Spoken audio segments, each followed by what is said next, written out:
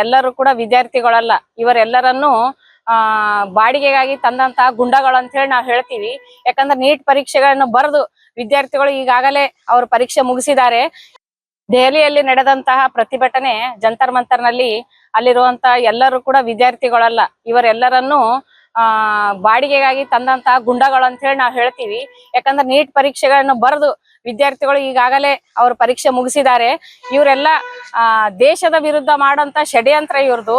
ಕಾಂಗ್ರೆಸ್ ಸರ್ಕಾರ ರಾಜ್ಯದಲ್ಲಿ ಕೂಡ ದುರಾಡಳಿತ ನಡೆಸಿದೆ ಮತ್ತು ನಮ್ಮ ಬಿಜೆಪಿ ಶಾಸಕರು ಪ್ರತಿಭಟನೆ ವೇಳೆಗೆ ಅವರ ಮೇಲೆ ಹಲ್ಲೆ ಕೂಡ ಮೊಟ್ಟೆ ಎಸೆದು ಹಲ್ಲೆ ಮಾಡಲಾಗಿದೆ. ಇದನ್ನು ನಾವು ಖಂಡಿಸುತ್ತೇವೆ. ಮತ್ತು ಇವರೆಲ್ಲ ಈ ಕಾಕ್ರೋಚ್ ಇಲಿ ಇವೆಲ್ಲರಿಗೆ ನಮ್ಮ ಮೋದಿಗಳು ಬೇಡ, ನಾವು ಕಾರ್ಯಕರ್ತರು ಅಷ್ಟೇ ಸಾಕು. ಇಂತಹ ಪ್ರತಿಭಟನೆಗಳಿಗೆ ನಾವು ಖಂಡನೆ ಮಾಡ್ತೀವಿ. ನಾವೆಲ್ಲರೂ ದೇಶದ ಪರವಾಗಿದ್ದೀವಿ. ದೇಶಕ್ಕಾಗಿ ದುಡಿಯುವ ಒಂದೇ ಒಂದು ಪಕ್ಷ ಅಂತಂದ್ರೆ ಬಿಜೆಪಿ ಅಂತೇಳಿ ನಾ ಹೇಳ್ತೀನಿ. ಕಾಂಗ್ರೆಸ್ ಪಕ್ಷ ಬರೀ ದುರಾಡಳಿತ ಸರ್ಕಾರ ಮತ್ತು ಕೇವಲ ಇವರು ನಾವು ಜನಪರ ಇದ್ದೇವೆ ಅಂತಾರೆ. ಆದ್ರೆ ಜನಗಳಿಗೆ ಇವರು ರಕ್ಷಣೆ ನೀಡ್ತಾ ಇಲ್ಲ. ಈ ಸರ್ಕಾರ ಇರೋದ್ರಿಂದ ದೇಶದಲ್ಲಿ ಕೂಡ ತುಂಬಾ ಅಹಿಂಸೆಗಳು ನಡೀತಾ ಇವೆ.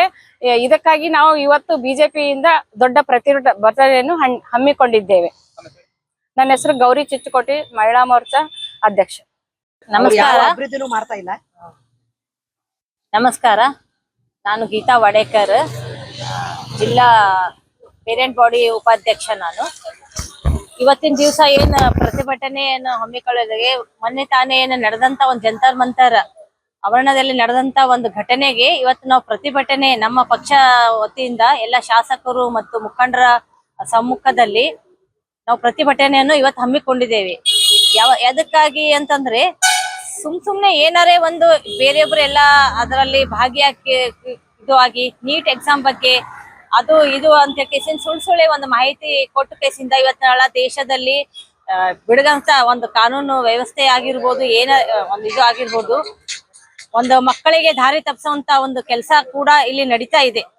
ಬೇರೆ ಕಡೆ ಇಲ್ಲಿ ಇಷ್ಟೊಂದು ಬರಗಾಲ ಇದೆ, ಕರ್ನಾಟಕದಲ್ಲಿ ನಮ್ಮ ಹಿಂದುಳಿದ ಪ್ರದೇಶದಲ್ಲಿ ಇಷ್ಟು ಬರಗಾಲ ಇದೆ, ಮಳೆ ಇಲ್ಲ, ಏನಿಲ್ಲ, ಭೂಮಿ ಎಲ್ಲ ಒಣಗ್ ಹೋಗಿದೆ. ಅದ್ರ ಕಡೆ ಗಮನ ಕೊಡಲಾರ್ದೆ ಈ ರೀತಿ ಒಂದ್ ಜಂತರ್ ಮಂತರಲ್ಲೇ ನಡೆದಂತ ಘಟನೆಗೆ ಇವ್ರು ಅದಕ್ಕೆ ಮಹತ್ವ ಕೊಡ್ತಾರ.